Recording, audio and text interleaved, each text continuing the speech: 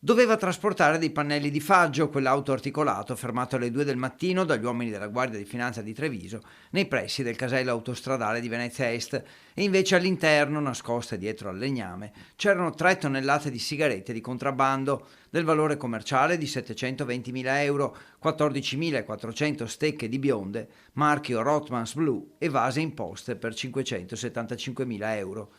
Si tratta di uno dei sequestri più rilevanti avvenuti su strada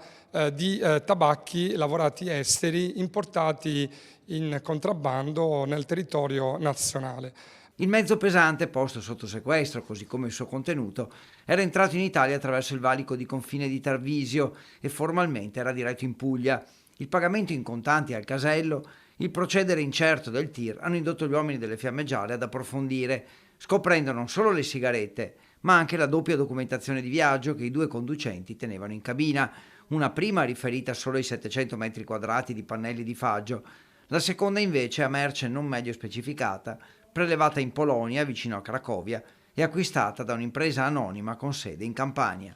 Abbiamo arrestato i 2 conducenti che